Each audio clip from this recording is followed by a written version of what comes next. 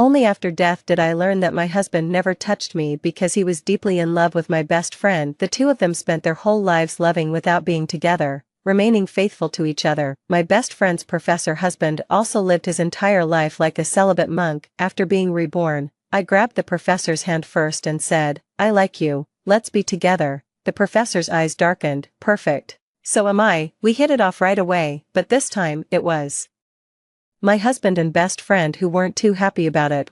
After being tormented by lung cancer until I had no strength left, I finally closed my eyes. The soul did not vanish, it merely departed from the body. Watching my husband, just over 40, and my best friend since childhood, tightly embracing in the hospital room, they look like a pair of lovebirds whispering sweet nothings to each other. Ahow, don't be too sad. Ran is already gone, Suchi. I'm so glad I still have you by my side.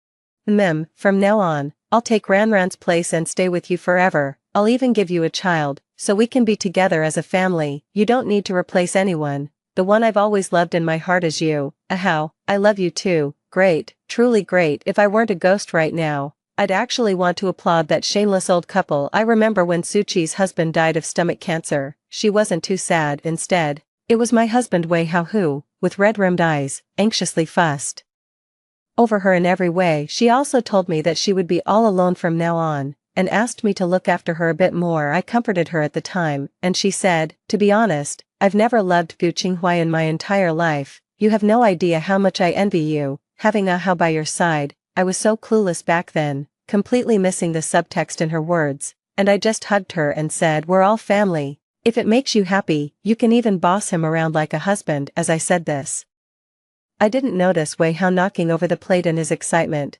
nor did I see Suchi gazing at him with tender affection. Looking back, what I said was really inappropriate. After 20 years of marriage, I never realized they had been secretly carrying on behind my back all along. A heart full of resentment and frustration transformed into a tremendous force, dragging my soul down into the abyss. When I opened my eyes again, I was back in the coffee shop from 20 years ago. My besties and I, 4 of us, are sitting at a table at a group blind date event. Across from me, the late Professor Gu, who died young, looked incredibly youthful. He wore gold-rimmed glasses, and his delicate, handsome features made him seem like a character straight out of a manga. In her previous life, Suchi said she didn't like tall people, but after the mixer, she took the initiative to ask Gu Qinghua out, and the two quickly got together and got married. And so, the leftover rough guy Wei Hao and I, after days of aimlessly strolling the streets, found each other decent and ended up together. Looking back now, Wei Hao's eyes were clearly glued to the petite Suchi the entire time. I decided to strike first. Even if we can't be together,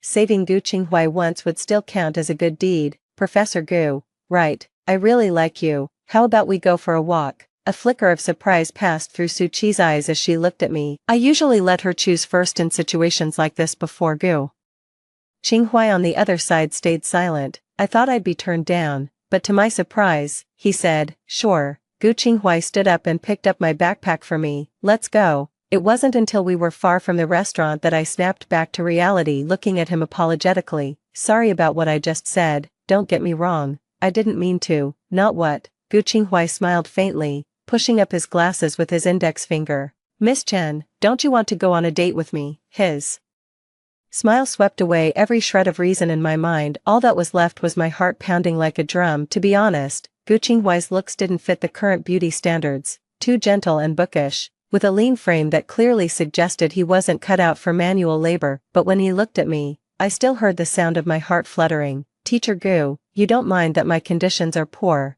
Gu Qinghua smiled upon hearing this and said, "I think Miss Chen is quite wonderful, too." In the following days, Suchi didn't come to see me, probably busy dating Wei Hao. I didn't bother to ask and just focused on dating Gu Qinghua. In those days, fast food romance wasn't a thing yet. A so-called date was just strolling down the street and chatting about life and dreams. When I mentioned that I had to drop out of school to support my younger brother and expressed how regretful I felt, he suddenly interrupted me. "Take the college entrance exam again, Ran. What? Retake the college entrance exam. Diplomas will only become more important in the future." Absolutely. In this second life, I was so focused on avoiding Wei Hao and Suchi that how could I have forgotten this? But having been a housewife all her life, she knows nothing about these things. I felt a bit unsure again. Am I up to it? he grabbed her hand and said, "Trust me, Ran, you can do this." I had just sat down at home when I heard someone shouting at the door. As soon as he stepped out, Suchi was standing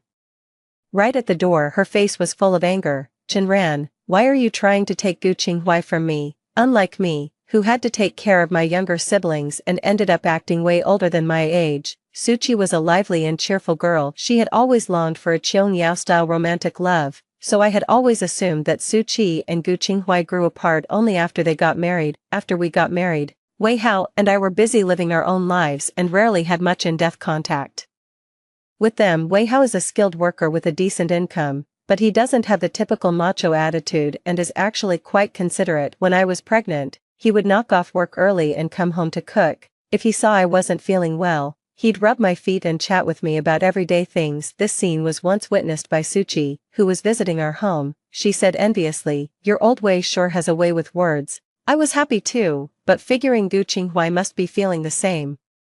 I said, "Your old Gu is an intellectual. When it comes to being sweet, he must be even more so, right?" She frowned and shook her head. "Shut up, you're such a nerd, you're annoying to look at, you have no idea." On our wedding day, his mother tried to put me in my place, and he didn't say a single word. Then at night, he still wanted to touch me. Dream on. I was dumbfounded. "So you've never, exactly." Suchi lifted her chin with its tsundere air. "True pleasure for a woman comes only when her body and mind are in harmony, otherwise. How is she any different from an animal?" Back then, I didn't know that she really made Gu Qinghai live like a monk for his entire life. It wasn't until Gu Qinghai passed away from stomach cancer that Suchi finally broke down and poured out her grievances to me. She was supposed to hate Gu Qinghai, so why does she look like I've stolen her beloved? I frowned at Suchi. "You like Gu Qinghai, so what is Wei Hao supposed to be?" She opened her mouth as if to speak, but said nothing. I finally see it clearly. "Oh, so you're blaming me for getting there first, no matter who it is, as long as I choose them, you think they're good, is that it?" Her face flushed red. You're talking nonsense. What do you take me for?" "Then what did you mean by that just now?" Unable to argue her way out, she started to play dirty. "I don't care, I like Gu Qinghai now, and you have to give him up to me." I'm so angry that I had to laugh. "I'm not your mother, so why should I give in to you? I would sooner let a pig or a dog near him than let that ungrateful bastard harm Gu Qinghai again." I stood my ground and didn't budge an inch, making her stomp her feet in fury. Before he could say anything more, a cold voice cut him off. "Even if she were willing to give in, I would not agree." Gu Qinghai returned, standing under the willow tree, his eyes filled with coldness. He looked at Suchi with a sneer. "Who do you think you are?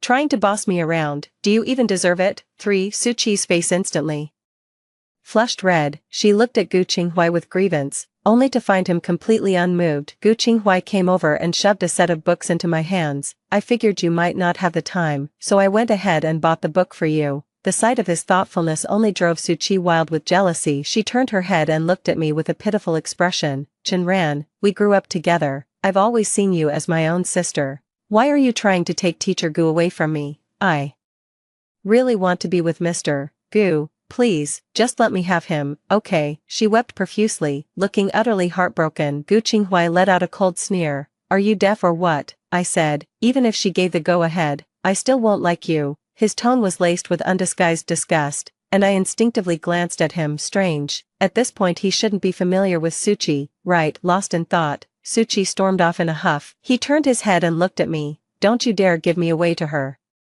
You hear?" I nodded. "Okay." I had just gotten home with a book in my hand, and before I could even put it down, I was slapped on the back of the head. "You little brat, where did you get the money to buy books?" My mother glared at me furiously. "It was a gift from a friend." "What friends? I think you're just lying to me. Did you steal money from home?" My mother's face was ashen. "Are you out of your mind? That money was for your brother to build up his strength. He finally has 2 days off this weekend, and I wanted to get him a decent meal. How could you just spend it?" I've already forgotten how chaotic that day was. All I remember is that when Gu Qinghai saw my bruised and swollen face the next day, he was rarely a bit embarrassed. "Sorry, my mom returned the book you bought." His expression immediately turned sour. "Don't worry, I will definitely pay you back. It's not that I'm stingy with the money." He sighed and said nothing. That evening, Gu Qinghai showed up at my door with a few bags of fruit. I have no idea what he discussed with my mom, but after he left, she was all smiles and told me to get ready for marriage. Oh my, I never expected my daughter to have such good taste. She actually found a teacher. Ran, when you make it big, don't forget to take care of your little brother. I kept quiet and watched her happily head into the kitchen. Anyway, once I get into college, I'll be out of here. For I married Gu Qinghuai that day. He showed up with fruit to formally ask for her hand in marriage. The wedding was hastily arranged, but not a single proper ritual was missed. I sent invitations to both Suchi and Wei Hao, but neither of them showed up. During the tea ceremony, my mother-in-law suddenly asked me to kowtow to our ancestors. My heart skipped a beat as I recalled the harsh words Suchi had once said. He obediently knocked his head 3 times with a thud, leaving his forehead red. This made my mother-in-law laugh. She rubbed my forehead while slipping a jade bracelet onto my wrist. We're poor, with nothing else to offer. Take this family heirloom. So this is what Suchi meant by a show of force. I stared at the emerald green bracelet, my heart a tangled mess of emotions. Gu Qinghuai took my hand and said, since mom gave it to you, just take it. After the toasts were made and the guests had dispersed, the room fell quiet. I sat on the wooden bed, feeling a shyness I hadn't known in a long time. It sounds crazy, but after my miscarriage, Wei Hao pretty much stopped wanting to touch me. After that rare occasion, he would always lean against the headboard and smoke for a long time. It was only after I died that I found out the miscarriage was also caused by Suchi feeding me blood-activating medicine. Gu Qinghuai took a shower, changed into pajamas, and came over with a towel to dry my hands. He had drunk quite a bit. His thin lips and the corners of his eyes flushed with a hint of seductive allure. What, got something on your mind? Scared of me? I shook my head to dismiss those tangled emotions. Not having children is fine too, fewer worries. I'm more afraid that I won't be able to control myself, I replied. Gu Qinghuai smiled and said, go take a shower. I've already heated the water for you. Blushing, I dawdled my way to the bathroom. Halfway through my shower, the lights suddenly went out. I let out a gasp and had just stood up when Gu Qinghuai walked in holding a candle. He froze for a moment, and when he spoke, his voice was a little hoarse. My wife, she's quite a pleasant surprise. The rest will fall into place naturally. His burning persistence melted me into a puddle of water. At the moment of ecstasy, almost to the point of fainting, the light suddenly came back on. Gu Qinghuai's ink-black eyes were fixed on me, as if I were his entire world. In truth, I hadn't met Gu Qinghuai many times in my past life. I only found him aloof and proud. Suchi said that after marriage, he was always busy with school affairs and often stayed overnight at work. From teacher to professor, every penny he earned went to her. Suchi dressed to the nines, spending her days sipping coffee and browsing the mall, while he, until his dying day, had only 2 sets of work uniforms, and those were tattered. As I thought about it, a pang of bitterness welled up in my heart. Gu Qinghuai noticed something was off with me and leaned in to kiss me. Ran, what's wrong? Did I do something wrong? I hugged him even tighter. You're wonderful, honey. I'm going to be so good to you from now on.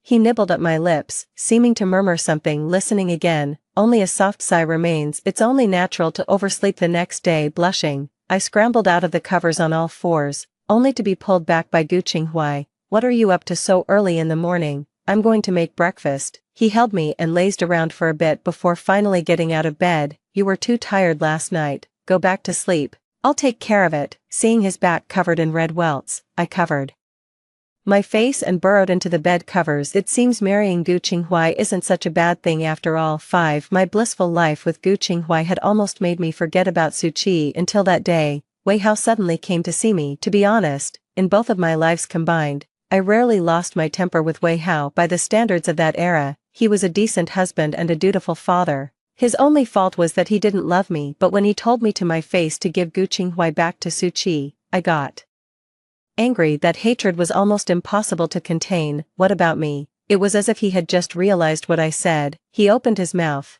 and after a long pause, finally mumbled, I'll marry you. As she spoke, her tone grew a bit more resolute. Divorce him, and I'll marry you. I laughed in exasperation, and then naturally, we'll just live a good life together. Wei Hao added, don't worry. I won't hold it against you that you've been married before. If heaven had X-ray vision, it would see that the question marks in my head are about to burst through the top of my skull right now. I stared at him in disbelief. Do you think you're better than Gu Qinghuai? Why should I choose you? He blurted out. This is what you owe Suchi. What? At the mixer that day, it was obviously Teacher Gu that Suchi had her eye on. You're her best friend. How could you steal him away? Suchi's been crying at home every day. She's even fallen ill now. If anything happens to her, you'll be the one to blame. Now I'm sure, both of them are seriously messed up. One loves taking what belongs to others, while the other gets off on self-sacrifice and self-pity. I took a deep breath to suppress my anger. Get the hell out of here now,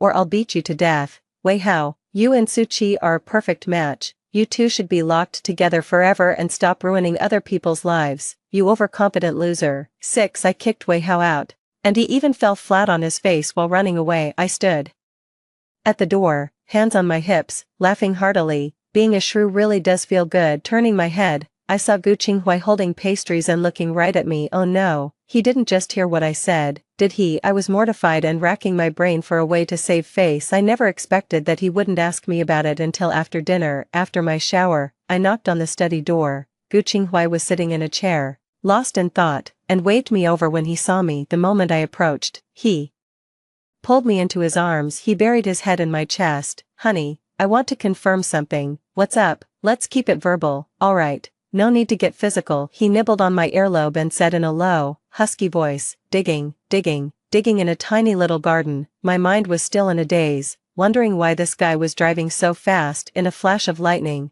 I realized something and snapped my eyes wide open. Gu Qinghai. He covered my mouth. Shoo, my parents are asleep. My heart was pounding so fast I felt like throwing up, the tenderness replaced by sheer surprise as I stared at him in disbelief. Don't you also? He nodded. Yeah, I've been reborn. No wonder he agreed so quickly when I asked him out that day. No wonder he had an inexplicable hostility towards Su Qi. And no wonder he made me take the college entrance exam. I was so moved I almost cried. This is wonderful. Truly wonderful. The fall of a favored son of heaven is like a lump of foul air stuck in the throat, every bit of it a lingering regret. Fortunately, heaven had its eyes open and gave Gu Qinghai a second chance. I nestled into his arms, slowly wrapping my arms around him. He tightened his hold and carried me into the bedroom, laying us down, our bodies pressed perfectly together without a single gap. His arms felt safe and reassuring, bringing a sense of calm. I closed my eyes and thought for a moment,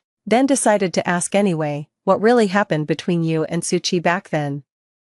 Su Qi told me a lot of bad things about Gu Qinghai. Cold, quiet, withdrawn, and with an unbearable arrogance. I always thought that was why they didn't get along. But then Gu Qinghai told me that he was tricked into marrying Su Qi from the start. I thought she liked me too, at first, but on our wedding night, she refused to be with me, and cried, saying my mother humiliated her with the bracelet. I explained to her many times that my mom didn't mean it that way, but she wouldn't listen. Later, I went crawling back to beg her, and every time she'd deliberately humiliate me in front of everyone. After she got cancer, she told me that she actually regretted it soon after we got together, but she couldn't bear to let go of my status as a teacher and didn't want to break up with me. She drained my entire life, and even after I died, she still wouldn't let me go. My body was still lying in state when she pulled Wei Hao into her arms, crying and kissing him. She told Wei Hao that she loathed me, that she must have been blind to have ever fallen for me. But when I think about it carefully, haven't I been just as stubborn, wasting my whole life on her? When Gu Qinghai talked about these things, it was as if he were telling someone else's story, but I knew that, like me, he was nursing a sense of grievance. I patted him on the shoulder and said, you don't have to say it, I already know. That's exactly why I feel even more sorry for him. Gu Qinghai kissed my forehead and suddenly said, actually, that day, I saw it. What? I propped myself up, and he tilted my chin up to kiss me deeply. I saw you covering the hole in my clothes with your handkerchief. In her previous life, Gu Qinghai died of cancer. Unlike other cancer patients, he seemed as if he had simply fallen asleep on the other side of the wall. Su Qi was complaining to someone. He was nothing but a selfish bastard, leaving me a widow at such a young age. My whole life has been nothing but suffering.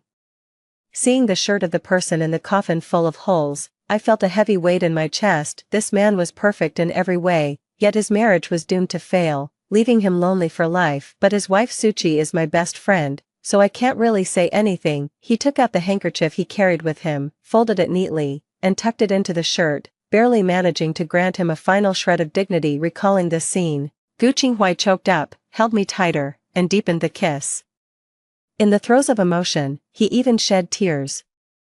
Ran. Thank goodness I have you. In this life, let's live our days well together. After holding him for a while, I laughed at him. Your joke is so outdated. Still digging and digging. That's ancient. His face flushed slightly as he scratched his head. That's what the students told me. 7. I began to fully focus on preparing for the college entrance exam, while Gu Qinghuai bought books to study computer science. The coming decades will be an era of rapid internet development, and we cannot afford to miss this opportunity. In the midst of striving, I heard the news that Su Qi and Wei Hao are getting married. She sent someone to deliver an invitation, asking me to attend her wedding feast. I've shared nearly half my life with her, thinking we were as close as real sisters, never imagining we'd end up like this over a man this time. I'll just wait and see if she actually ends up living a good life after marrying Wei Hao as she wished. On her wedding day, she wore a red dress, her face betraying little emotion. Wei Hao, on the other hand, was beaming with joy, drinking from one end of the table to the other. Drunk and unsteady, he reached for Su Qi's hand, but she sidestepped, avoiding his touch. I saw it all, and I couldn't quite put into words what I felt inside. We were still eating at around 4 in the afternoon when Gu Qinghuai came to pick me up after class. He looked quite handsome in the shirt and trousers I just bought for him, so I couldn't help but give him a couple of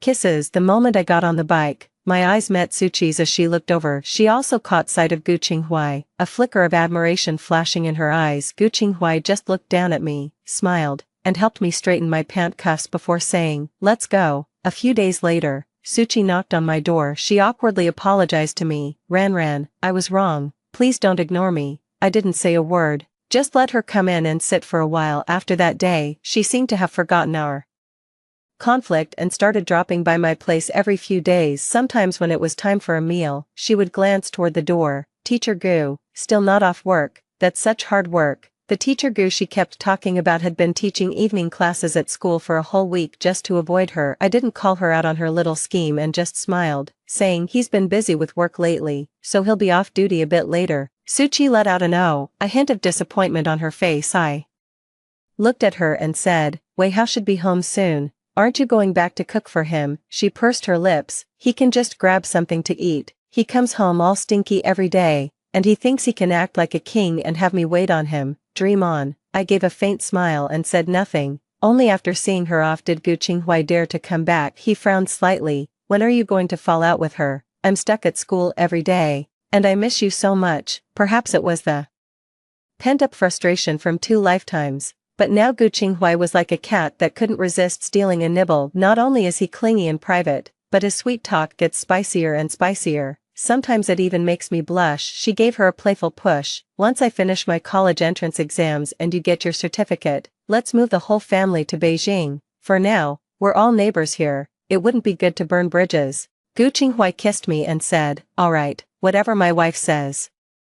8. Gu Qinghuai tried his best to dodge, but in the end, he still ran into Su Qi. It was a rare weekend, and Su Qi came knocking early in the morning. The moment she stepped inside and saw him sitting on the sofa, she hurried over with a blush. "Teacher Gu, what are you doing?" He glanced at me in the kitchen and instinctively moved a bit farther away. Su Qi, however, didn't mind at all and sat down right next to her. "No, I heard you're a teacher. There are some words in my book I don't recognize. Could you teach me?" She wore a cross-collar dress, with a generous expanse of fair skin visible at her chest. Gu Qinghuai harbored resentment, his eyes glaring at her with barely concealed anger. He stood up with a sneer. "Miss Su, please behave yourself. My wife is in the kitchen." Watching the resolute figure walk away, Su Qi's eyes reddened. She gritted her teeth in resentment, turned her head sharply, and met my cold, indifferent gaze. A flicker of guilt crossed my mind. Ran, are you done with your work?" I hummed in acknowledgement. If I hadn't finished up, I wouldn't have caught this great show.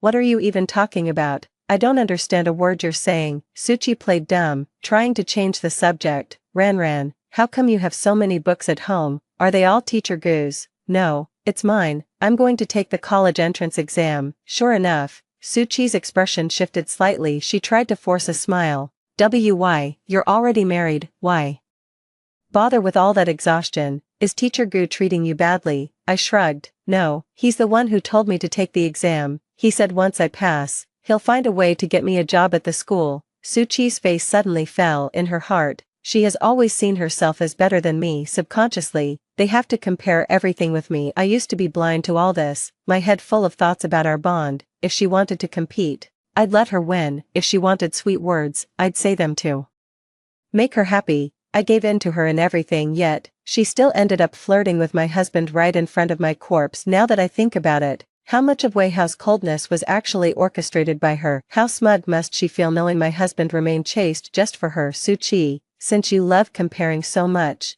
I'll make sure you can never measure up to me for the rest of your life. She didn't contact me for days after she left, and I was just fully focused on studying when I went back to my parents' house. I happened to hear my mom say that Su Qi had a fight with her husband, and apparently she's insisting on taking the college entrance exam. Wei Hao is just a technician. How could he possibly understand this? I just thought, if she wants to take the exam, let her. So I bought the books for her. In the end, after studying for 2 days until her head was spinning, Su Qi picked a fight with Wei Hao, had a huge argument, and then turned around and smacked him on the head, leaving him with a bruised and battered face. Hearing this, I felt a deep sense of poetic justice and immense satisfaction, so much so that I became even more engrossed in my reading. On the night before the college entrance exam, Su Qi suddenly came to see me. She came carrying a pot of chicken soup, saying she wanted to cheer me on. Ran, I made this especially for you. It's from the 3-year-old hen my mother-in-law raised. The flavor's wonderful. Here, have a taste. I gazed at the golden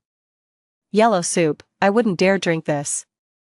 Why, are you afraid I might plant something? Ha, you gave yourself away. I shrugged. Yeah, afraid you might slip something in my drink. Su Qi was choked with anger, a flicker of resentment flashing in her eyes before it was quickly masked by a smile. We've been sisters for over a decade, and you still doubt me. That really hurts. If you don't believe me, I'll drink it right in front of you. She poured a bowl and gulped it down in a few big swallows. He poured another bowl and handed it to me, saying, see, do you believe me now? Seeing her ingratiating demeanor, I curled my lips into a smile. I believe you, but I was about to speak when Gu Qinghuai's voice came from behind. Ran, Mom's looking for you. Come back quickly. All right. Without sparing another glance at Su Qi's face, which had turned an ugly shade of purple, I smiled and said goodbye, then turned to follow Gu Qinghuai into the house. The next day, Gu Qinghuai took a special day off to accompany me for the exam.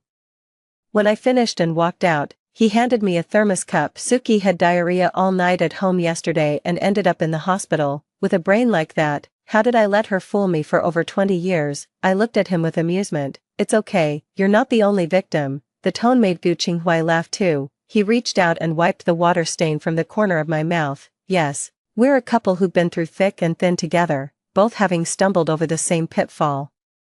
Let Wei Hao enjoy all this good fortune from now on. We'll just focus on living our own happy lives. 9 Hand in hand, we ambled home. As soon as we reached the door, we saw a big-headed chicken squatting on the doorstep. Wei Hao, what are you doing? It's curled up in a ball late at night. Pretty creepy. When Wei Hao saw me, a flicker of emotion crossed his face. He rushed over to embrace me, but upon noticing my hand clasped with Gu Qinghuai's, he stepped back 2 paces. Why, me? He stared at me intensely. Why did you choose him? I was baffled. Obviously because he's handsome and has a great body. No, that's not right. You were supposed to be my wife. He grabbed my hand excitedly. Chinran, the one you should have married is me. We even had a child together. Have you forgotten? His palms were ice cold, and he gripped me with astonishing strength. It looks like Wei Hao has also been reborn. Seeing how agitated he was, Gu Qinghuai stepped forward to shield me behind him. Wei Hao, what the hell are you doing barging into someone's house in the middle of the night? Let go of my wife. Shut up, she's my wife.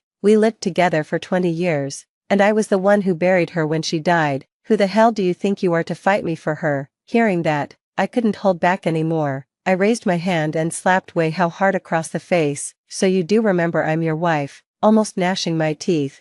I said word by word. Then how did you forget when you were flirting with Su Qi right in front of my corpse? Aren't you too true love? Weren't you keeping yourself pure for her? Weren't you giving me the cold shoulder? Wei Hao, I've been married to you for 20 years. Don't you know in your heart whether you've treated me well or not? Why am I dying? Why do I have lung cancer? It's all because of you. Thinking about Su Qi every day, smoking in the bedroom every day, that's what gave me this disease. I'm only 40, you bastard. The hatred from my past life surged over me, making my whole body tremble. This weak, pathetic coward spent a lifetime subjecting me to passive-aggressive abuse, and now he dares to come to me with such audacity. Wei Hao, let me ask you, if it weren't for Su Qi, would I have had a miscarriage? Wei Hao was so shaken by my scolding that he could barely stand. His face flickered with fear, regret, and sorrow. Before finally dissolving into uncontrollable sobs, he dropped to his knees with a thud at my feet. "I'm sorry, honey, it's all my fault, please forgive me, I can't live without you." The man before me was wearing a grimy work uniform, with a faint smell of sweat. It seemed that life after marrying Suchi hadn't been easy. It's nothing like when he was with me. Hot tea and warm meals, waiting on him hand and foot like a king. Is this missing me, or just needing a maid? I'm afraid even Wei Hao himself isn't sure. Gu Qinghuai and I watched him cry with cold expressions for a while, then exchanged a glance.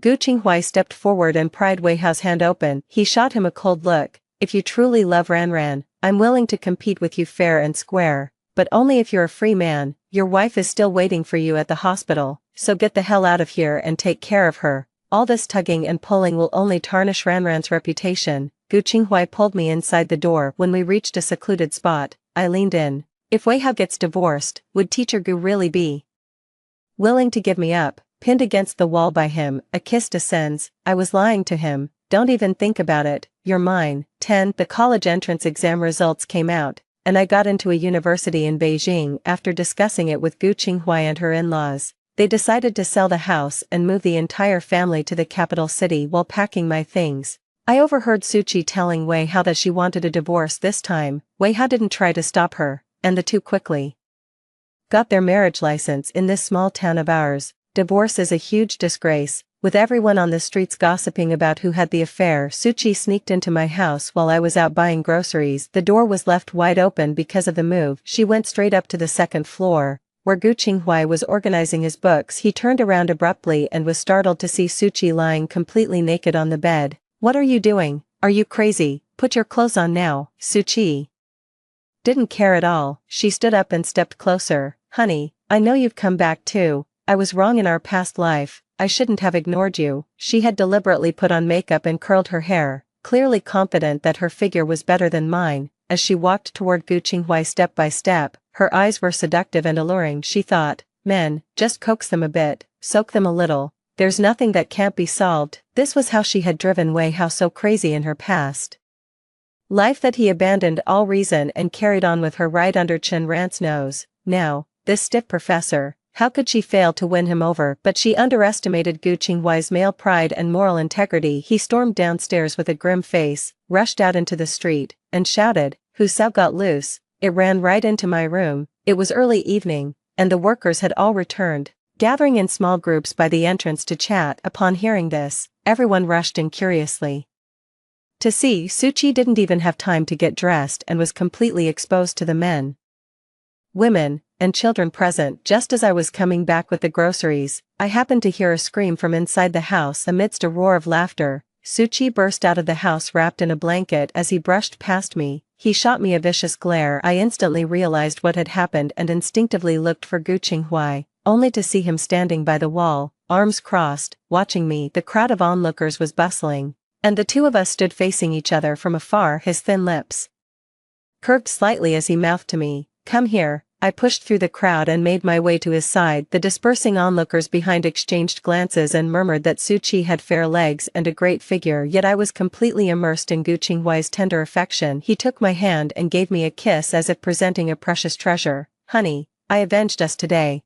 "This idiot." I smiled and patted him on the head, unmoved by temptation. "Our teacher Gu is truly amazing. Then you'll need to reward me well tonight." 11. Gossip spread like wildfire, and before long, the whole town was laughing at Suchi. The two elders of the Su family felt disgraced, so they shut the door and beat her within an inch of her life. My mother said her father lost control of his strength while hitting her, and the stick scratched Suchi's face. "It probably won't heal well." I got into a university in the capital, and Gu Qinghuai was admitted to the same school. I study literature, and he studies computer science. After graduation, he stayed on for a PhD, while I chose a promising leading company. In the first year after graduation, we bought our first home and moved my husband's parents in with us. With a sufficient budget, the 4-bedroom, 2-living-room layout is very comfortable to live in. 2 years later, Gu Qinghuai stayed on as a teacher at the university. We had saved up some money and, before housing prices went up, bought another small apartment. I got pregnant during this time, but the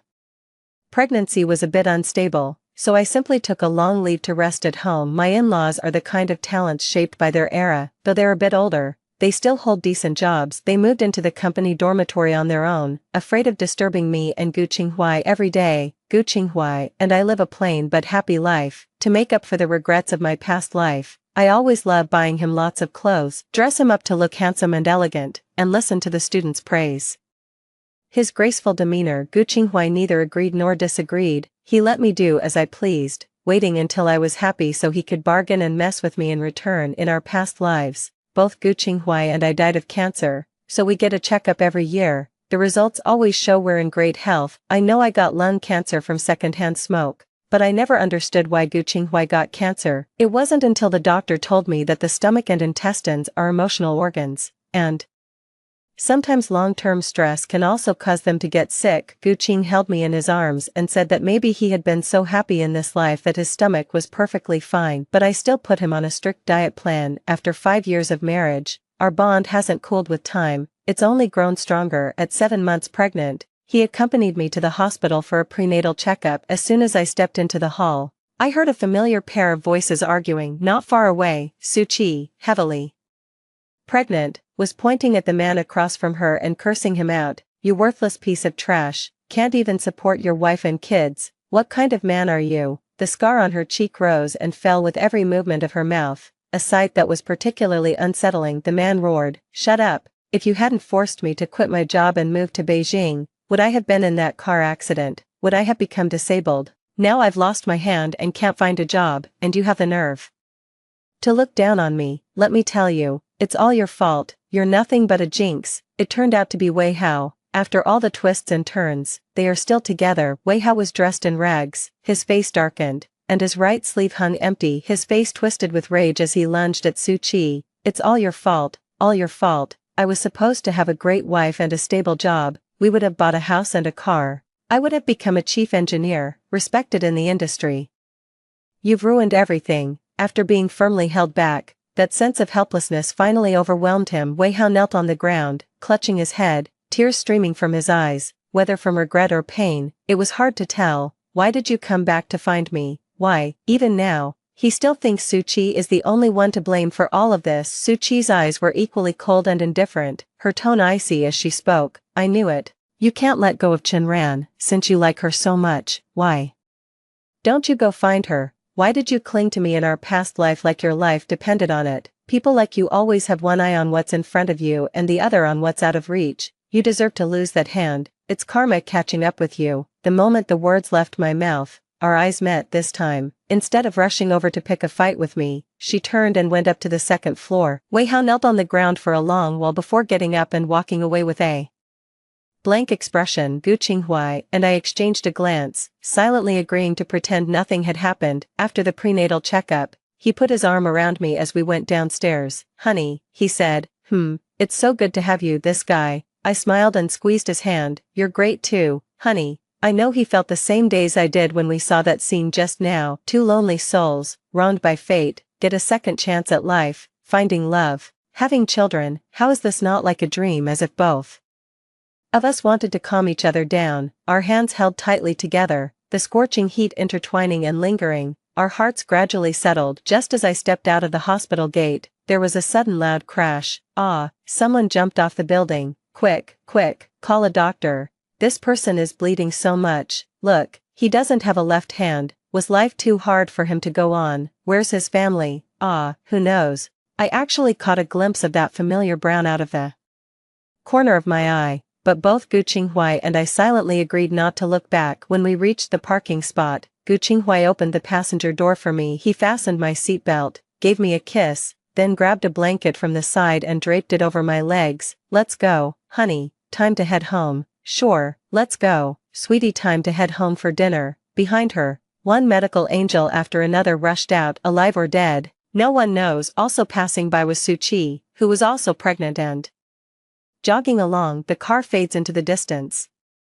In the end, we were never meant to walk the same path. That's all for the first story. Stay tuned, the next one is even more exciting. During a team dinner, the intern suddenly kissed my husband. My husband coughed. The intern suddenly realized they had overstepped their bounds. Her cheeks instantly flushed crimson as she said shyly, "Sorry, I got a little too excited. I just received some great news. I got into graduate school." At the same time, I also received some good news. My husband's medical checkup results are out. Liver cancer, advanced stage. The intern looked at me, biting her lip with tears in her eyes. Sister-in-law, I didn't mean to. Can you forgive me? I put down my phone, looked up at her, and barely held back the smile threatening to curve my lips. It's fine, kiss him all you want, even until he dies. I don't care. I meant every word of it. In Shin Ji-hwan's ears, it sounded like she was jealous over him. His mood had visibly improved. He rubbed his lower abdomen, his brows slightly furrowed. Yun Ning,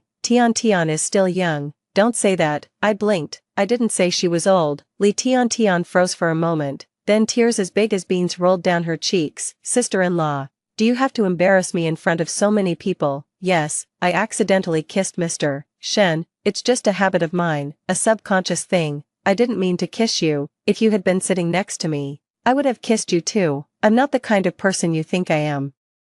By the end, her little face was full of anger. I feel like laughing a little. How did she end up becoming the victim in the middle of the conversation? I pointed at her colleague who was watching the drama unfold from the other side. Then why don't you kiss him? What kind of person do I think? Go on, tell me. Li Tian choked up, tears clinging to her lashes, on the verge of falling but not quite. Shin Ji-hwan frowned. Yun Ning, that's enough. Tian is still young. She doesn't have that many hidden thoughts or ulterior motives. I stared at him steadily and smiled. I'm just curious, what kind of habit makes someone instinctively kiss another woman's husband? After a moment of thought, indeed, still quite young. I remember she's a year older than you, right? Li Tiantian's face darkened. Her age has always been her Achilles heel. She tried to juggle work and preparing for the graduate school entrance exam, but couldn't handle both at once. When she focused on one, the other slipped through her fingers. This led to repeated failures in exams, growing older, and switching jobs more and more frequently. During these few months of internship, I've made nearly as many mistakes as the entire company's staff would make in a year, but Shin Ji-hwan insisted on protecting her. Shin Ji-hwan stood up, wiping Li Tiantian's tears while scolding in a low voice. Enough, Yun Ning, you're getting more and more overbearing. It's a good thing that she has the desire to improve, unlike you. I don't even have the right to improve anymore. The private room was so quiet that you could hear the hum of the air conditioner. The other colleagues kept their heads down, staring at their plates, wishing they could disappear. I lowered my eyes. My heart, which had long been as still as a dead calm, still gave a faint pang. Too dull and insipid. I made an excuse to go to the bathroom and just left. Just outside the restaurant is the university district. Across the street, students just out of evening classes pour through the school gates and head straight for the snack street, their eyes bright with the innocence of youth. I also bought a starch sausage. The young couple nearby bought 2 sticks, eating them as they strolled along the street. Suddenly, I remembered many years ago. Shin Ji-hwan held my hand just like this. Weaving through the smoky,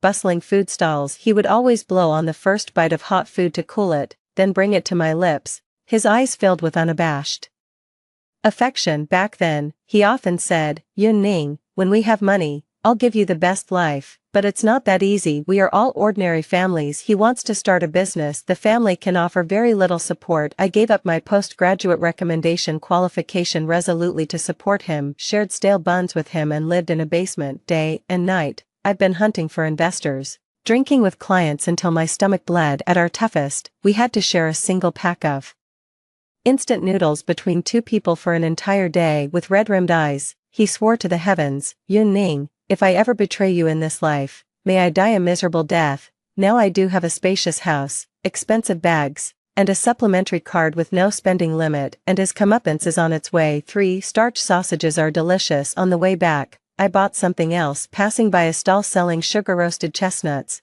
the caramelized sweetness stirred up distant memories. The winter of our first year of marriage, I suddenly craved the sugar-roasted chestnuts from the north of the city. He went to buy them before dawn. The moment I woke up, he brought the still steaming chestnuts to my lips. He peeled one, and I ate one. He said that when we had money someday, he would buy me the entire street of sugar-roasted chestnuts. Later, we had money, but he forgot. I do remember that Li Tian loves the tiramisu from that shop in the south of the city, and she never forgets to bring one. Back every time she returns from a business trip, the dull ache in my chest surged again. Instinctively, I pressed my hand against it and took a deep breath of the cold air. Don't get angry, Yun Ning. Getting angry at someone like that isn't worth it. If you get so angry that you end up sick like him, you're done for. We've only been enjoying the good life for a few days. My phone vibrated with a WeChat message from Shin Ji-hwan. Where the hell have you been? Did you know Tian just went out? Looking for you. She's a girl. What if some drunk creep tries something? I let out a light scoff. In a private kitchen with top-notch security, how could there be so many drunk people? Surveillance cameras were everywhere, and waitstaff were constantly moving around. It's not like it's the bar where he took Li Tian out from. Everyone's waiting for you. Don't be stubborn. Just come back and apologize to Tian. She'll forgive you. I always have a bit of leniency for those who are about to die. I'm going back. After a long pause of typing, the other side finally sent. Unbelievable. I gave you an out and you wouldn't take it. When did you become like this? I closed my eyes for a moment. I quickly opened his medical report to soothe my mind, for I went to my bestie's place get Shin Ji-hwan's medical examination report. I was supposed to pick it up from the hospital, but a meeting came up last minute, and then there was a dinner afterward. I'll just have to ask her to bring it back on her way home from work, my best friend asked me.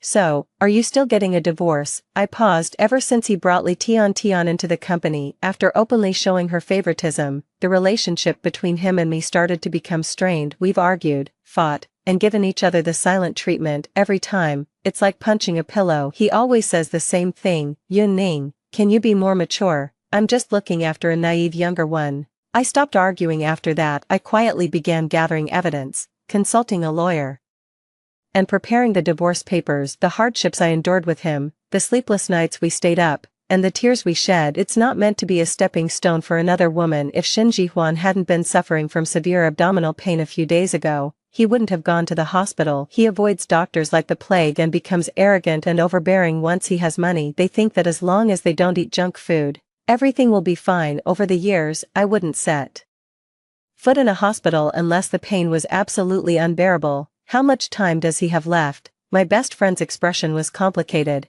At most 5 or 6 months left. I shook my head. No divorce. Splitting assets is another headache. I'll just wait for him to die. Then everything will be mine. My bestie patted me on the shoulder. You decide. It was already late at night when I got home. Only a floor lamp was lit in the living room. Shin Ji-hwan sat on the sofa, his face dark with gloom. Where have you been? I shook the paper bag in my hand, and the sweet aroma of chestnuts wafted out. Just went to grab some food. He clearly didn't believe it. His sharp gaze swept over me, as if searching for some evidence of my guilt. Buying chestnuts takes 4 or 5 hours. Yun Ning, if you're going to lie, at least come up with a believable excuse. The one from the north side of town. He froze for a moment, a flicker of days passing through his eyes as if recalling a brief, beautiful moment from the past. The tone softened. Even if you're sneaking a snack, you should at least let me know where you are. You're a grown adult, but you still don't know how to act responsibly. I didn't respond. Peel one for me too. I tightened the bag opening. No, you have a weak stomach, and you just ate seafood. Mixing the two could easily cause diarrhea. He raised an eyebrow, looking somewhat smug. Didn't expect you to be so observant. I'm speechless. Actually no, I'm just worried that if he notices the taste is off, he'll start losing his mind again. I'm already exhausted today,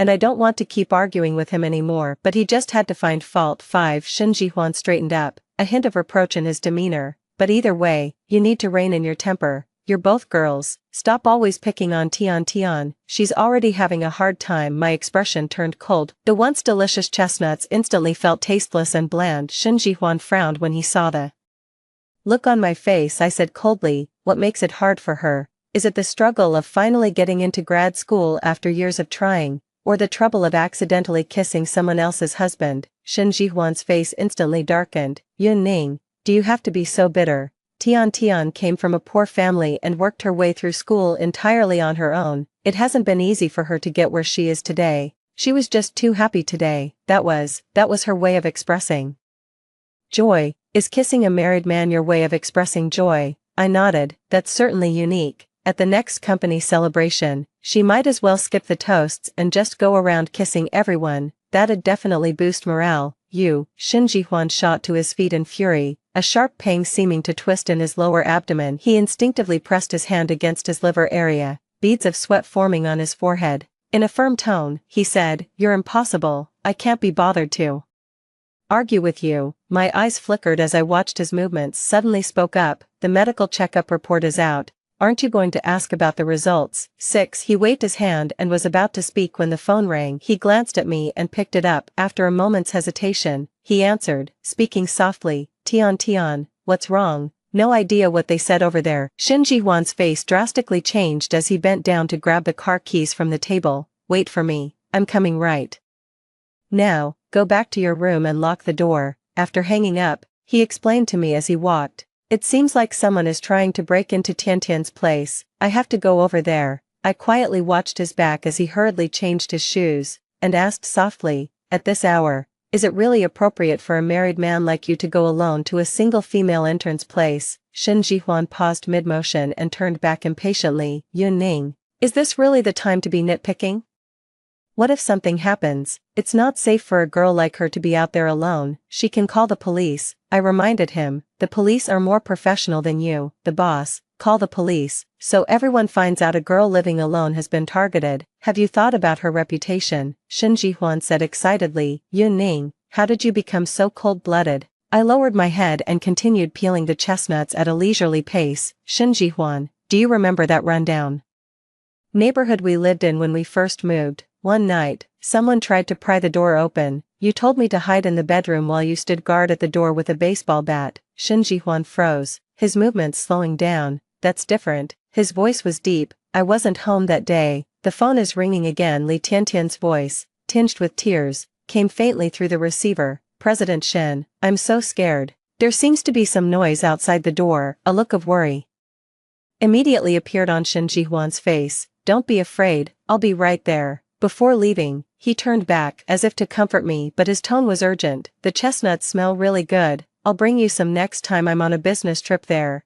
It's been ages since we last ate them together." "That's very thoughtful of you." He's probably long forgotten. The one in the north of the city has already moved to the south. He only found out after asking around for a long time. The new location is right across from the cake shop that Li Tian loves, but in the 6 months since Li Tian arrived, I haven't had a single chestnut he bought. 8. The door slammed shut with a bang, causing the wedding photo on the wall to tilt slightly. In the photo, we smiled so happily and sweetly, as if we held the whole world in our hands. I leaned by the window, watching Shin Ji-hwan's car drive out of the neighborhood and disappear into the night. My mind drifts back to the first time we had a fight. I've come into a bit of money, just moved into a new home.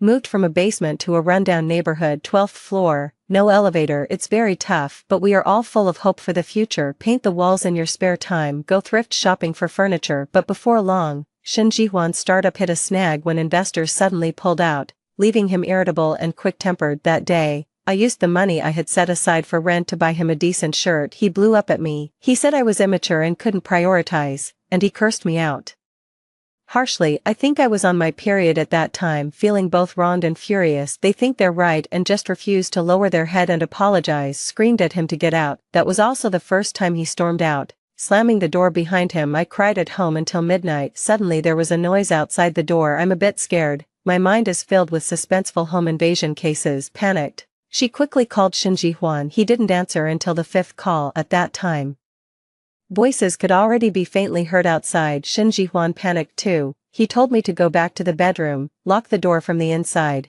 and guard it with a baseball bat. She wouldn't be able to get back anytime soon. I asked him where he was. He said that after going out, he joined a group and went for a night cycling ride. We're about to leave the city now. On the other end of the phone, I could hear Shin Ji-hwan's rapid breathing and the sound of wind, but the noise outside the door was getting louder, as if someone was picking the lock. Fear gripped my throat. Yun Ning, don't hang up, I'm getting a friend nearby to come to you. Just hold on. Shin Ji-hwan's voice was hoarse with panic. In that moment, I forgot we were arguing. All I remembered was that he was my rock. I crouched behind the bedroom door, gripping a baseball bat, listening to the rustling sounds outside. I'm trembling all over. Time crawled at an agonizingly slow pace. An eternity seemed to pass. A dull thud came from outside the door, followed by a man's curses and the sounds of a scuffle. An unfamiliar male voice shouted, "Sister-in-law, it's all clear, Brother Shin sent me, we've got him." My legs gave way, and I collapsed onto the ground. Only then did the tears belatedly well up. It was only later that I found out Shin Ji-hwan started frantically contacting nearby friends right after hanging up the phone. He himself was rushing back desperately. When he came back, his face was deathly pale. He rushed into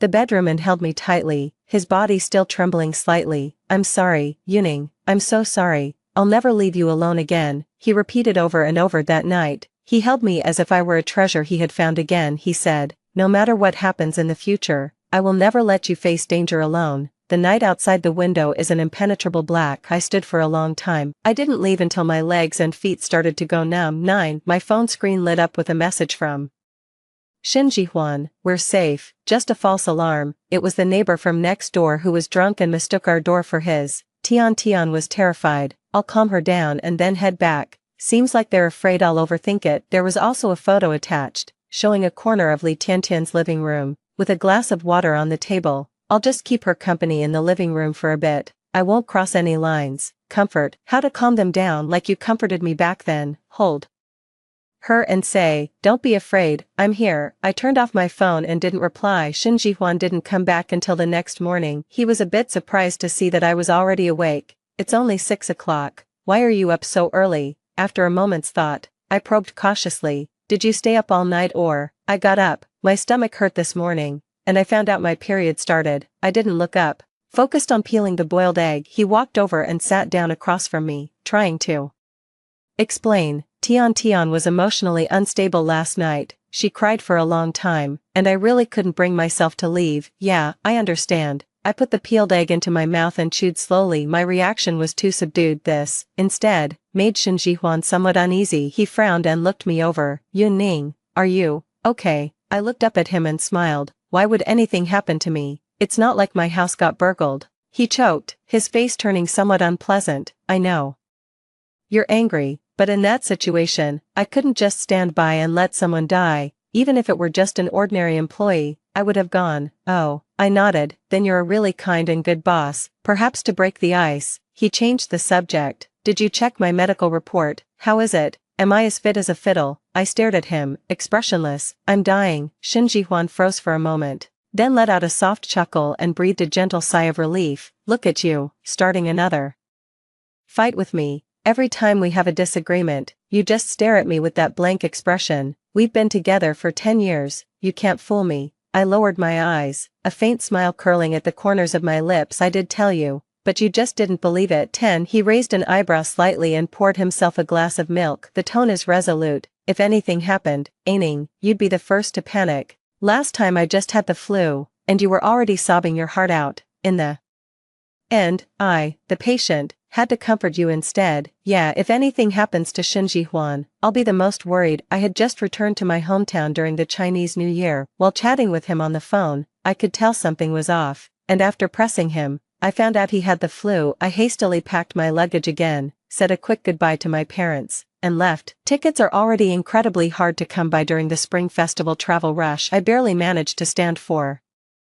over 10 hours on a slow, green train without a seat, crammed into the noisy, stinking vestibule of the train car, just to rush back and take care of him with a fever. He thought I was making a mountain out of a molehill at the time, that it was just the flu, but he didn't know. I overheard the doctor chatting with a nurse, saying there have been recent cases of myocarditis triggered by the flu, with a fairly high mortality rate. I was so terrified that my legs turned to jelly. I stayed by his side for 3 days without daring to close my eyes, until his fever finally broke. But that was 7 or 8 years ago. At that time, Yun Ning always believed that love could conquer all. I twitched the corner of my mouth, said nothing, and lowered my head to continue drinking my porridge. Shin Ji-hwan seemed to feel better once I tacitly confirmed his guess. They began discussing the company's recent plans, which included arrangements for Li Tian. Tian getting into grad school is great news.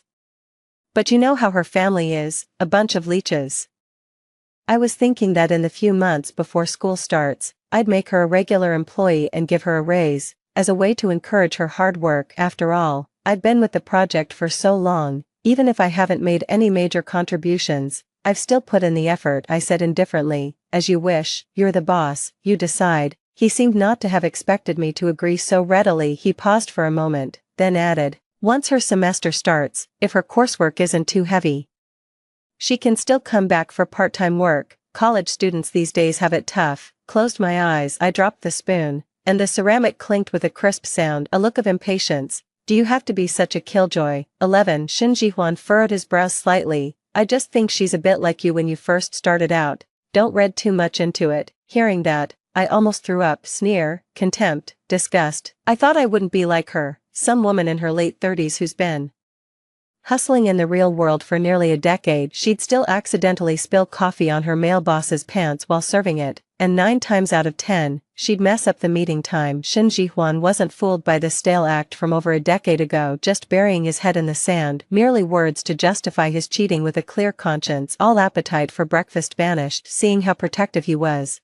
The last trace of bitterness in my heart faded away completely. Instead, there is clarity. How blind was I to have gone from nothing to everything with someone like this? Back in the bedroom, I locked the door and pulled out my phone to scrutinize the report once more. Advanced stage liver cancer with portal vein tumor thrombus. Surgery offers little benefit and the prognosis is extremely poor. The experts gave a survival estimate of 6 months at most. A decade of love, enduring countless hardships with him, only to be met with disdain and betrayal after his success. Now, just 6 more months to wait. It's all over. The company, our joint property, will all legitimately fall into my hands. Perhaps this is a gift from heaven, sent because the gods couldn't bear to see me suffer any longer. 12. I changed my clothes, grabbed my bag, and headed out. Shin Ji-hwan looked at me. Going shopping? Want me to come with you? No need. I went straight to the law firm, inquired about the relevant matters. Noon. Shin Ji-hwan then sent me a message. Anning, I'll be on a business trip out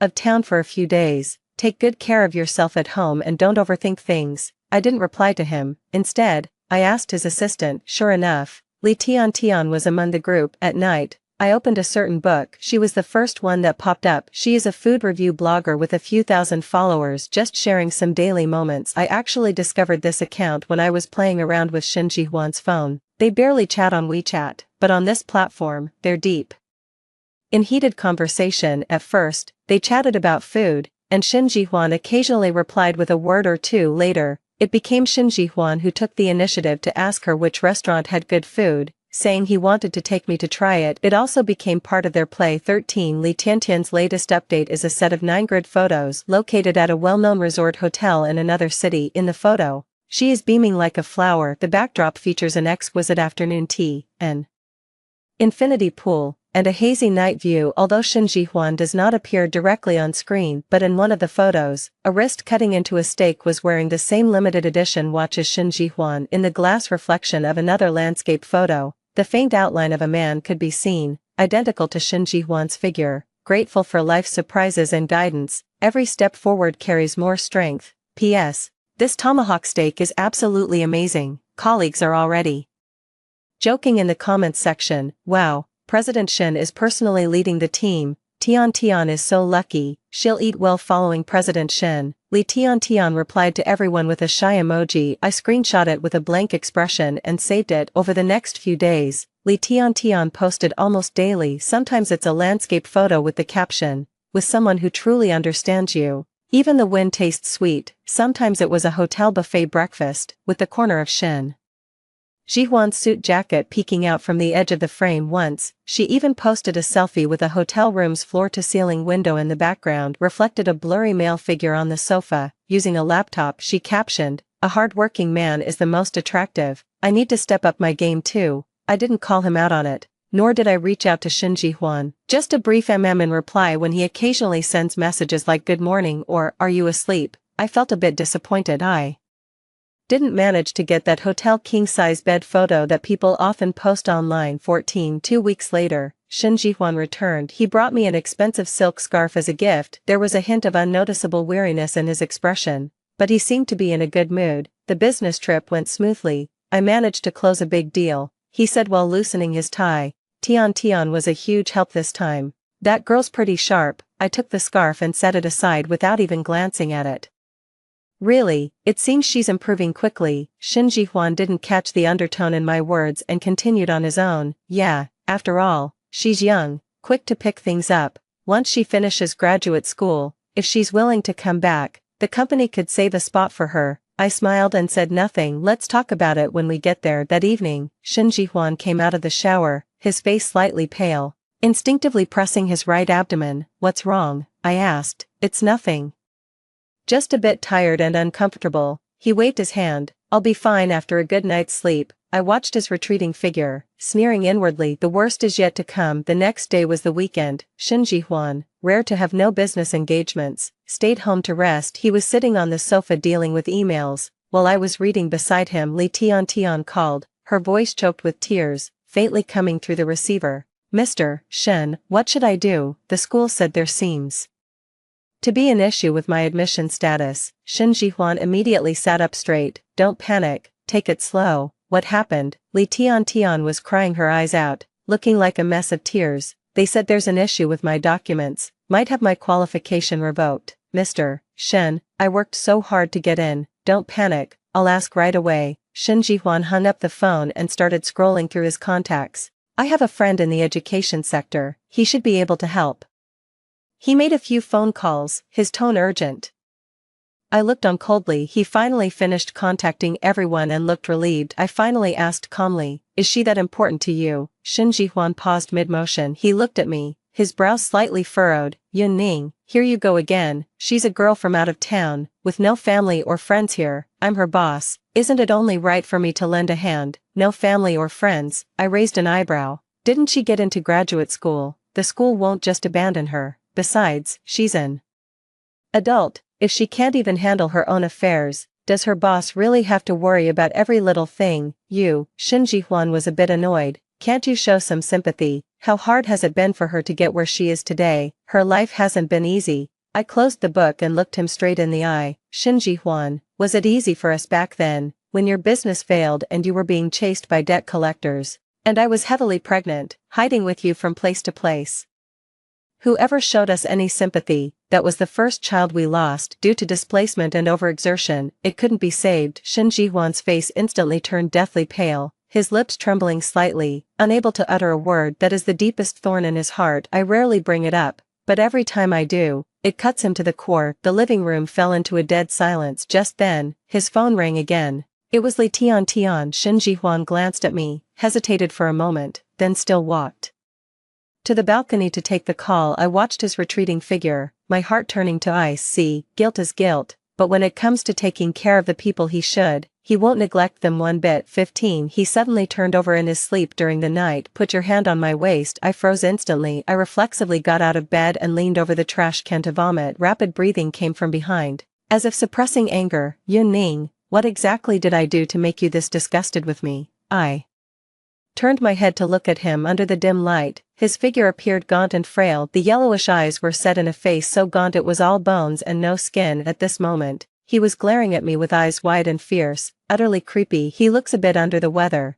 Did you sleep with her? The air froze slightly. Shin Ji-hwan didn't deny it. His expression was complicated, his eyes cold. Yun Ning, it's normal for people in our circle to have a few lovers. Just remember, the position of Mrs. Shin is yours. Get lost. I grabbed the trash can and hurled it at him. Still talking about circles? You don't know your own limits. He is gone, as expected. He's going to be lost in the arms of bliss for quite some time to come. I was glad to have some peace and quiet, so I started getting down to business. First, go to the law firm to put the previous divorce consultation on hold, and switch the focus to consulting on inheritance matters. The lawyer is my college classmate, Zhou Cheng. She adjusted her glasses, looking puzzled. Yun Ning, are you really going to wait until he dies? Wouldn't that process be too agonizing? I stirred my coffee, my tone calm. Agony, compared to watching him spend the money we built together on his mistress and live to a ripe old age. I only feel relieved now. But, no buts. I looked up at her. Zhou Cheng,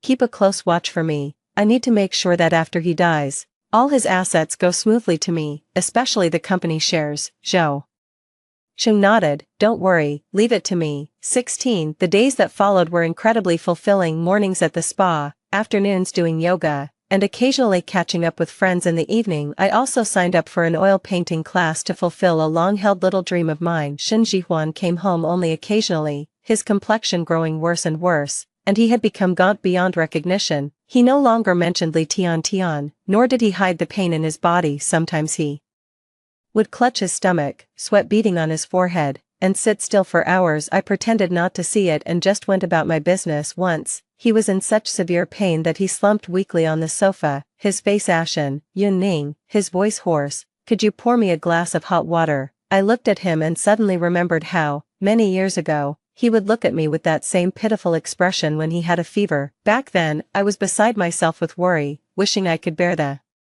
pain for him. Now, I feel nothing at all. I just wish time would speed up. I poured a glass of water and placed it on the coffee table in front of him. Thank you. He reached for it, his hands trembling so badly that he couldn't hold the cup steady, spilling water all over himself. He looked at me in embarrassment, a hint of pleading in his eyes. Yun Ning, I think, I'm pretty sick. I grabbed a few tissues and handed them to him, my tone flat. Then go see a doctor. He was silent for a moment, then suddenly asked, Yun Ning, if I had a serious illness, would you leave me? I almost laughed out loud. Now you remember to ask if I'll leave. I looked at him, my eyes full of concern. Don't talk nonsense. What serious illness could you have? At worst, your fatty liver's gotten worse. That's why I keep telling you to drink less. My avoidance actually came as a relief to him. He forced an ugly smile. Right. I've got a strong constitution anyway. He stopped bringing up going to the hospital, probably afraid that something might actually be found. Ostrich mentality suits me just fine. Looking at the thinning hair on his head,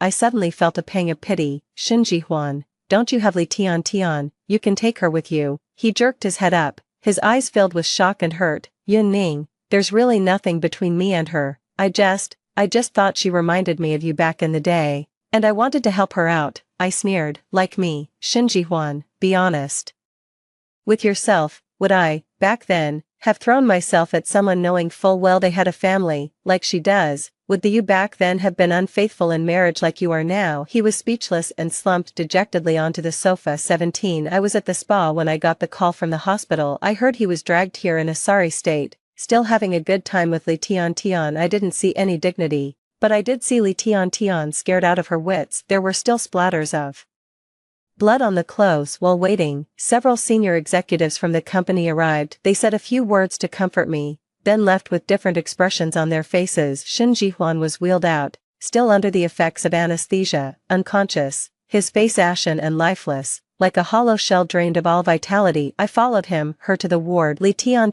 tried to follow me in, but the nurse stopped her. Sorry, the ICU only allows immediate family members. She stood reluctantly at the door, staring at me with grievance. I sat by the hospital bed, looking at Shinji Huan's body covered in tubes. He slowly regained consciousness, his eyes cloudy for a moment when he saw me, before gradually focusing. Yun Ning, his voice was hoarse and dry. I handed him a little water to moisten his lips. Advanced stage liver cancer with liver rupture. Just had surgery, I said succinctly. His pupils contracted sharply, his lips trembled, and for a long time, he couldn't utter a word. A great fear finally seized him. After a long pause, he murmured, the report, you already knew. Yeah, I admitted openly. A flash of betrayed fury erupted in his eyes. Why didn't you tell me? I looked at him calmly. I told you, I'm dying. You just didn't believe me. He choked, recalling the conversation from that day, as the anger on his face gave way to despair and disbelief. Do you hate me that much? He gasped. I smiled without answering, simply tucking the corner of the blanket around him gently. If you still remember my kindness, then just die quickly. Shinji Huan's eyes were dull and lifeless as he stared blankly at the ceiling. Maybe Li Tian knew Shinji Huan was about to fall, because from that day on, she never showed up in front of me again. 18 On the third day he passed away. My mother-in-law is here too. Cried until the world went dark. During the cremation, she held her son's urn between sobs. She blamed me for not taking good care of her son. I didn't give her a warm welcome either. When I first started my business, my mother-in-law looked down on me because my family couldn't offer much help. She's given me plenty of dirty looks and made it clear in every word that I'm holding her son back. Life got a little better later on. We bet everything we had on this one bid. Never expected to be stabbed in the back by a close friend or family member. It felt like being thrown right back into the hardest times. My mom came to see me once. She didn't say a word. In the second week, he gave me 800,000. This is the money from selling the family's house and car, plus their savings. The mother-in-law's expression softened a little, but not by much, as she bluntly stated that it was only right. After all these years of marriage, I've been careful not to put Shin Ji-hwan in a difficult position, so the times we've met can be counted on one hand. I ignored her too, after throwing a few tantrums. She came to realize that she would still have to rely on me for financial support in the days ahead. Much calmer now, I hurried back to my hometown happily, receiving payments on time every month. 19. After handling Shin Ji-hwan's funeral arrangements, I officially took over the company. Fortunately, I had been involved in management all along, so the transition went smoothly. Zhou Cheng helped me with the inheritance procedures, and everything went smoothly. Life seems to have turned over a new leaf. I moved to a new place, got a new car, and traveled to a few destinations I'd always wanted to visit. Occasionally, I think of Shin Ji-hwan, but there is no longer hatred, nor love like recalling a stranger you haven't contacted in a long time. 6 months later, I ran into Li Tian at a business cocktail party, her smile radiant. She linked her arm with a middle-aged man's. She froze for a moment when she saw me, then walked over with a smile. Mr. Yun, long time no see. I nodded and looked her over. She looked much more mature, dressed in an expensive gown and adorned with sparkling jewelry. You seem to be doing well, I said. She smiled. Not bad, Mr. Wang treats me very well. Congratulations. I raised my glass. The President Wang she referred to as a well-known investor in the industry, old enough to be her father, a bit quirky. It's just that Madame Wang's temperament isn't as good as mine. When old friends meet, they always bring a little something, out of kindness. I sent the photo to Mrs. Wang. I've heard some bits and pieces about Li Tian from mutual acquaintances. It is said that after Mrs. Wang received the photos, she went straight to Mr. Wang's company and caused a scene in front of many executives. Wang was humiliated by Li Tian, under pressure from his in-laws. He had no choice but to end the relationship in disgrace. Li Tian's graduate admission also appeared to be under review due to some procedural irregularities,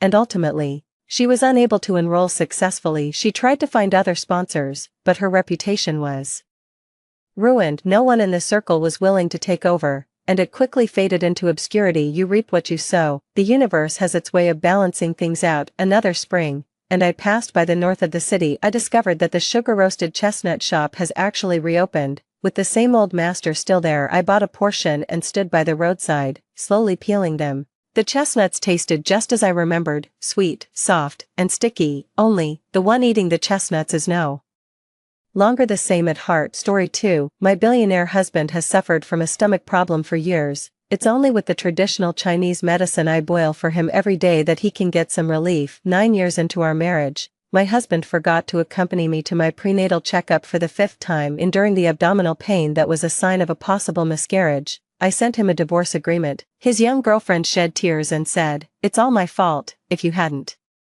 accompanied me, sister wouldn't be angry." My husband soothed her in a soft voice, but all he said to me was, "Let's get a divorce then, don't regret it." It was only later that my husband, who was suffering from a stomachache, accidentally came across the prescription for the traditional Chinese medicine that treated his stomach problem. Why isn't the Chinese medicine being boiled? When Bruce pushed the door open and got home, he was holding his aching stomach with his hand. In the past, whether he came home or not, I would always spend at least 2 hours boiling the prescription for nourishing the stomach. I ignored him and continued applying a facial mask while scrolling through my phone. He frowned, sent me the link to a luxury bag store, and then transferred 100,000 yuan to me on the chat interface. The last record of him typing to talk to me was still from 7 months ago. After that, he would only occasionally buy an expensive gift. Gradually, he even got too lazy to choose gifts. He would just send links and transfer money, letting me make the choice myself. I was too lazy to reply to him. I switched to the game Candy Crush and casually said to him, "Remember to find time to get a divorce. Bruce is very busy, and in terms of time, I'm willing to cooperate with him. Stop being silly, boil the medicine,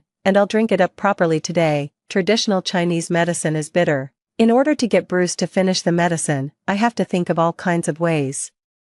Every time, slowly, following my words and drinking the medicine properly became his way of coaxing me.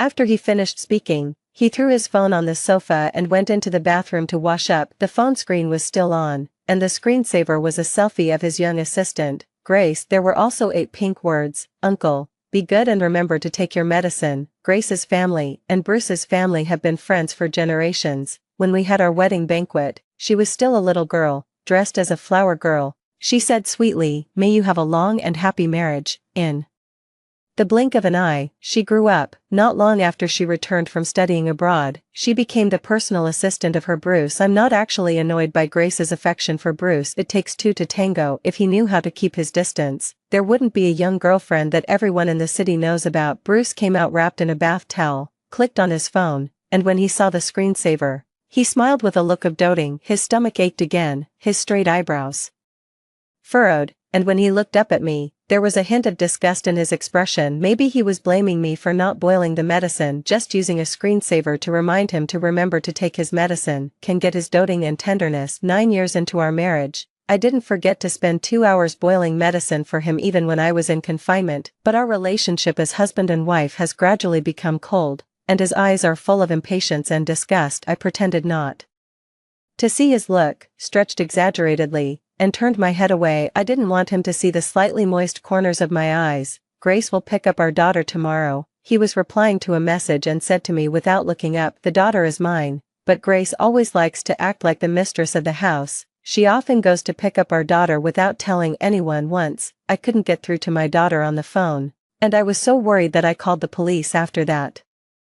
Bruce got angry with me, thinking that I was making a big deal out of nothing. I shook my head, trying to dispel some unpleasant memories. I smiled and said, okay, help me thank this young lady. Bruce seemed to be stung. After a moment of silence, he flew into a rage. Ruby, don't always challenge my bottom line. I curled up a bit to make myself lie more comfortably. By the way, don't worry that a pregnant woman can't get a divorce. I had a miscarriage. Bruce didn't accompany me to any of the 5 prenatal checkups, but for the 4th one, he did send me halfway, only to receive a call from Grace. Her puppy was going to be sterilized, and she was feeling anxious. Of course, sterilizing a puppy is not as important as my prenatal checkup, but Grace is more important than me. Enduring the abdominal pain, I took a taxi by the roadside to the hospital. The doctor said there was a possibility of a miscarriage, and I was also in danger. Recently, Bruce has been busy accompanying Grace to meet her elders, so naturally, he couldn't remember the date of my 5th prenatal checkup. Well, this time, for my own safety, I chose to have an induced abortion. In the living room,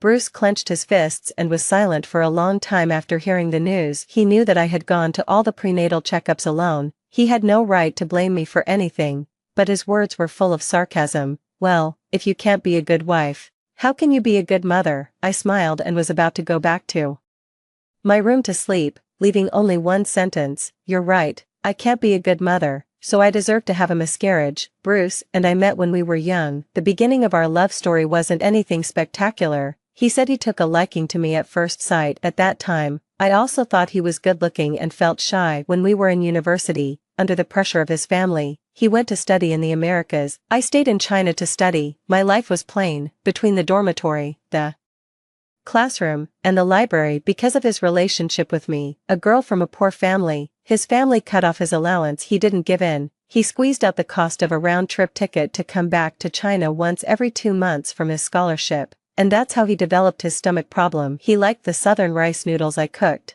I felt sorry for his stomach problem and didn't put chili peppers in the noodles for him, but he would secretly drink the spicy soup left over from my meal. I found a prescription for traditional Chinese medicine to treat his stomach problem and boiled the medicine for him. He smiled and licked the dirt off my face, both touched. After graduating from university, he came back to China that year. My mother passed away in the hospital due to giving birth at an advanced age. My father, who had been longing for a son all his life, got drunk in the hospital. He pointed at my mother's body and cursed loudly, and then punched and kicked me. Bruce fought with my father and beat him up while being surrounded by my uncles. My father ended up with a lame leg, and Bruce had a cut on his back. I applied medicine to him with tears in my eyes. He turned his head and kissed me. He said that for the sake of just a child, he would never put his woman in danger. He said that if possible, he hoped I wouldn't have to give birth. He hoped I would always be healthy. That night, I gave myself to him because I wanted to have a child for him when we were young. We said a lot of sweet words to each other. Now, he even forgot to accompany me to the prenatal checkups, which are essential for ensuring my basic health. A week after moving out of the villa, I went to the hospital for a follow-up check. I asked questions very carefully, fearing that I might leave behind any lingering health problems. The doctor prescribed some medicine to nourish blood and qi, and then thanked me. Ruby, the prescription for traditional Chinese medicine to treat stomach problems.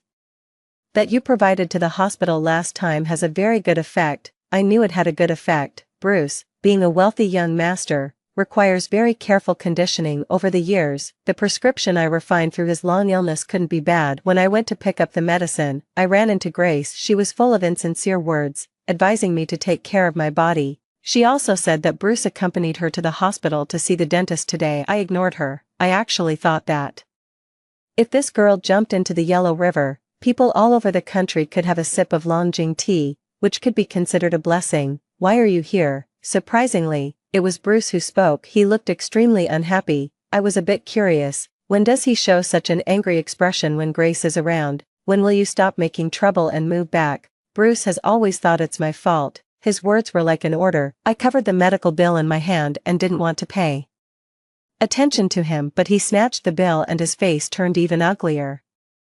Is today your prenatal checkup, or a follow-up check? Why didn't you tell me? Ruby, talk to me. How long are you going to keep making trouble? He still thought that my moving out of the villa was just me making trouble with him, that I was reluctant to leave him, and that it was a way to attract his attention. I couldn't stand his tone and politely gestured for him to step aside. Bruce, this is a hospital. Please don't make a scene. He lowered his voice and asked Grace, I asked you to check the time of Ruby's follow-up check. Why didn't you remind me? Grace's face was full of surprise and panic. I forgot too. I shook my head. I really didn't want to watch any more of their drama. Holding the medicine, I walked outside. My wrist suddenly tightened. Bruce grabbed my hand very tightly. I didn't remember today, but when will you come back? Bruce, if you have time to ask me questions, you also have time to accompany Miss Chu to see the doctor. I wonder when you'll have time to find a moment to get a divorce with me. Grace suddenly pointed at a notice board in the hospital, trying to interrupt the tug-of-war between Bruce and me. Ahem, Bruce, look, this hospital has a prescription for traditional Chinese medicine to regulate the stomach. She spoke in a sweet voice, pretending to be caring and cute. Aren't you always having a stomachache recently, Bruce? It says here that this is the latest high-quality prescription. I took the opportunity to break free from Bruce and walked out quickly. When I turned the corner and left, through the glass, I saw Grace shaking Bruce vigorously, and Bruce was standing in front of that notice board, staring at it without moving. Although I've been a housewife for many years, my working ability hasn't deteriorated. A new job, a new residence, and a new life. Everything is developing in a positive direction. On the day I urged my lawyer to prepare for a divorce lawsuit, Bruce called me. I hung up. He called again. I hung up. He called once more. I blocked his number and sent a message, talk to my lawyer. After a while, my lawyer told me that Bruce's lawyer informed us to meet at a private kitchen restaurant. When I arrived, I didn't see either of the lawyers. Instead, I found that all of Bruce's family members were there. My daughter looked at me timidly and was sitting next to Grace. My heart ached, but I was also a bit annoyed. Bruce, where are the lawyers? Bruce stood up and then sat down again. He just said indifferently, this is a family dinner. We're not talking about other things. A family dinner. Why is the assistant here for a family dinner? I was annoyed for a moment. Bruce looked at me and said softly, our daughter is here too. Regarding my daughter, I had already made up my mind. It's indeed pitiful for a child to grow up in a single-parent family, but in a family where the parents are unhappy. How can there be a child who grows up healthily? But in front of my daughter, I held back. My eyes turned red, and I stroked my daughter's face. We hadn't seen each other for a long time. In the eyes of my 7-year-old daughter, there was happiness and a hint of fear. Grace hugged my daughter and looked at me provocatively. Susan, tell sister what the piano teacher has taught you recently. As soon as she said this, everyone looked at Grace with great approval. As Bruce's personal assistant, Grace meddles in all the affairs related to my daughter. I know that in the eyes of his family, a young lady like Grace, who also comes from a prestigious family, is worthy of taking care of their child. His mother is even worse. She resents that I once provoked Bruce to turn against the family. She has never thought that I have any upbringing and keeps making things difficult for me. In the past, for the sake of my daughter and Bruce, I endured all the grievances. Grace let go of my daughter, took out a paper bag, and handed it to Bruce. She pretended to be cute in a soft voice. Before at the hospital, Bruce stared at the notice board of the prescription for traditional Chinese medicine to treat stomach problems for a long time. I made several special trips and bought a lot of the medicine back. Bruce glanced at me, holding the paper bag of traditional Chinese medicine in his hand. He was stunned for a moment. Naturally, his family gave Grace a new round of praise. I squatted down and talked softly with my daughter. I don't care about her studies or piano playing, I only care about whether she is happy and healthy. My daughter clenched her right fist tightly, and her left index finger gently scratched my arm. Her eyes were full of caution. I suddenly became angry. I knew that this was a sign that the child was emotionally unstable and seeking dependence. Grace is in charge of my daughter's study, daily life, and extracurricular activities. What kind of scare has this 7-year-old child endured to be so cautious even in front of her mother? Bruce, I'll be in charge of our daughter's education from now on. With tears in my eyes, I held my daughter in my arms, and my daughter also hugged my arm tightly. Ruby, what kind of upbringing do you have? You're not fit to teach my family's child. Before Bruce could say anything, his mother said sharply. Bruce's face looked ugly. He stood up and stared into my eyes. What are you trying to do now? Grace had a look of contempt on her face and didn't miss the opportunity to speak in a sarcastic way. Sister Ruby, if you think I'm not doing it right, you can just. But Bruce suddenly turned around and scolded her. Shut up. He was obviously angry, and there were all sorts of indescribable emotions in his eyes when he looked at me. Ruby, what kind of jealousy are you getting worked up about this time? When will you be a mother who's not crazy and a wife who's not unreasonable? I didn't want to argue with him at all, but today, the anger that I had buried for years was completely ignited. I looked at him, recalling all the hopes in the past and all the disappointments and despair now. My chest was filled with emotions. Do you want to see what a truly crazy mother is like? What a truly unreasonable wife is like? Bruce squeezed his hand tightly, and the bag of traditional Chinese medicine burst. All the medicinal herbs that I was very familiar with spilled out. They scattered all over the table. Don't be like this, you're scaring me. Let's talk properly about whatever. Grace grabbed Bruce's sleeve, looking pitiful. Who wouldn't feel sorry for her? But I wouldn't. I picked up the scattered traditional Chinese medicine on the table and poked the dried herbal branches straight at Grace's face. Don't you know how to shut up? Do you want me to teach you? Grace was so scared by me that she hid behind Bruce and didn't dare to say anything more. This, of course, aroused Bruce's desire to protect her. That's enough, Ruby. Put the things down. Why are you threatening her? At least she puts effort into my stomach problem. What about you? If you had cared more about me and our family, Grace wouldn't have to be so busy. Bruce's words stabbed me deeply. I sneered. I didn't care enough about you, but did you care about me? If you had cared about me, how could you not recognize these medicinal herbs? They were all refined by me day and night when you had a stomach problem. This is the prescription you've been drinking every day. Does Grace need to go to the hospital to get it? His family was surprised to see me suddenly become assertive. His mother seemed to have caught me in the act. She accused me of various issues in front of Bruce, saying that after hiding my true nature for so many years, I had finally revealed my true colors. Since things had come to this, I didn't really mind taking on such a bad reputation. Anyway, there was no need for me to keep enduring grievances and compromising. The only thing I couldn't let go of was my daughter. I squatted down and asked my daughter if she wanted to come with me. My daughter looked at Grace timidly. Grace immediately showed a triumphant expression and held out her hands to my daughter. Susan, come to sister. You still have a piano class today. How about sister takes you to practice the piano? She spoke in a soft voice and was praised by everyone, but to everyone's surprise, my daughter suddenly let out a sharp scream, turned around, and hugged my leg tightly, refusing to let go no matter what. I don't want to go to the piano class. I want to go with Mom. My eyes welled up with tears. After all, she was my daughter. Even though she was usually controlled by his family and we rarely got to meet, she still regarded me as her last haven. I patted my daughter's head to soothe her and questioned Grace about what she had done to my daughter. Of course, Grace wouldn't tell the truth. She was full of excuses and denials. So I turned to Bruce and asked him, "You said I don't care enough about our daughter, but what about you? Do you know why Susan has such a strong reaction to the piano class?" Bruce hadn't said a word since just now. Now, when I asked him, he came back to his senses and said, "It's normal for a child to want to avoid hardship. Don't make a big deal out of this here." I picked up my daughter and placed the divorce agreement that I had prepared long ago on the table. Then consider it me making a big deal out of it. I will never let my daughter stay in any environment that might harm her healthy growth. That day, I took my daughter away firmly. When we got home, I saw the scars on my daughter's body that were hidden by her clothes. After I soothed her several times, she told me that whenever she made even the slightest mistake, Grace would hit her.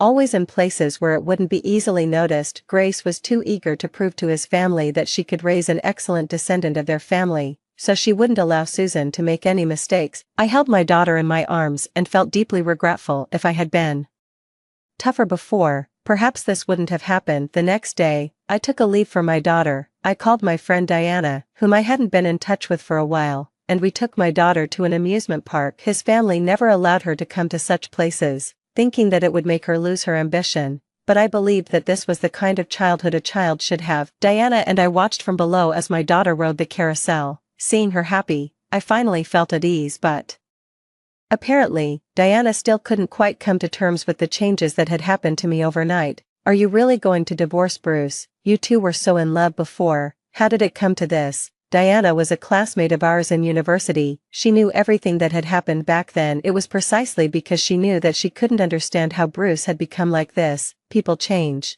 It's just that I've been stuck in the same place, and it's time for me to look forward. He's a total jerk. It's okay, I'll introduce you to someone better. Sis, Diana patted her chest confidently. My phone rang again and again. It was Bruce, and I hung up on him every time. In the end, Bruce called Diana's phone. Diana, not knowing anything, answered the call and then awkwardly handed the phone to me. How did he know I was with Diana? I took the phone, and Bruce's voice came through. Susan should be at school today, not wasting her time in an amusement park like you. See, what did I tell you? Are you following me? I'm just worried that you can't take good care of Susan. Judging by this, you're really not fit to be a mother. Send Susan back and give her to Grace. I just felt like I had heard the biggest joke. So making a child happy means not taking good care of her, and beating her all over means taking good care of her. I hung up on Bruce, picked up my own phone, and sent Bruce the photos of the scars on my daughter's body. Bruce didn't reply. I was too lazy to pay attention to him and just went on with my new life as usual. My new job was going smoothly, and it also gave me a lot more time to go out and have fun with Diana. We went out with my daughter, and she became much more cheerful. With my daughter's nod, I sent her back to school. Now I had even more time for myself. A new junior colleague joined the company. He was young and obedient, and he would call me sister every day while following me around. He had just graduated from university. Every time he talked to me, he would blush, and even my daughter would tease him. I heard that he majored in music in university, so he had a lot in common with Susan. Only when he talked about music would he change his usual shy demeanor. Diana said that he must have a crush on me and wanted to be Susan's stepfather. I waved my hand, thinking it was impossible. How old was he? My daughter was already 8 years old. How could I delay his life? Moreover, that guy Bruce, why hasn't he signed the divorce agreement yet? I complained to Diana. The days without having to take care of a man were so great. I was really getting impatient. Bruce dragged it out for 2 whole weeks before coming to me with Grace. I was about to pick up Susan from school when Bruce blocked me at the door and dragged Grace to apologize to me. Grace is too young to know how to take care of a child. She did a lot of extreme things. I brought her here to apologize to you. I didn't know how Bruce had reprimanded Grace. It was the first time I saw such an unwilling expression on this woman's face. She apologized to me reluctantly, begging for my forgiveness. She kept repeating the same few words, and I was so tired of hearing them. Are you done? If you're done, you can leave. I still need to pick up my daughter. Just as I was about to leave, Bruce grabbed my hand. Ruby. He held me, but he didn't say anything for a long time. I hadn't seen him being so hesitant for many years. When he and I first got together, he would always try to figure out my mood like this.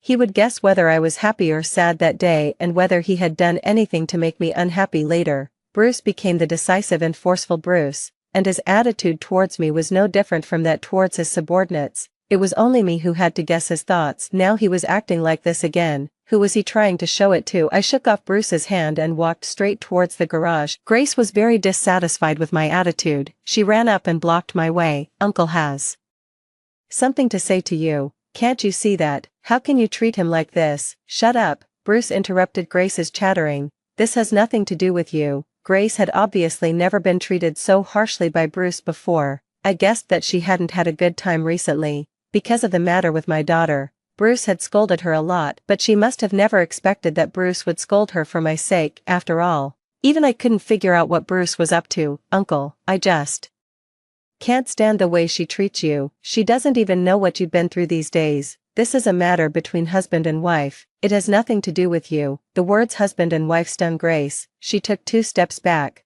bit her lip, and left crying just as I was about to ask Bruce if he didn't need to chase after her. My phone rang. It was my lovely junior colleague, Edward, on the phone. He anxiously told me that Susan was missing. Edward got off work early today, thinking of giving my daughter a gift. He came to the school and waited for her, but he didn't expect that even after all the students had left, she still hadn't come out. Since he came early and knew that I definitely hadn't arrived yet, he went to the classroom to ask the teacher and learned that my daughter had already left. I rushed to the school. Edward was standing next to the homeroom teacher, stamping his feet in anxiety. "Is there any news about Susan?" The homeroom teacher shook her head, and we had to search separately. Bruce also came with me. When he heard that Susan was missing, his first reaction was to blame me, but I grabbed his collar and said to him in a fierce tone that he had never seen before, "If anything happens to Susan, the first person I won't forgive is you." I knew I was lashing out at him, but over the years, the number of times I had seen my daughter could be counted on one hand. If I could have seen her more often and known her better, perhaps I could have guessed where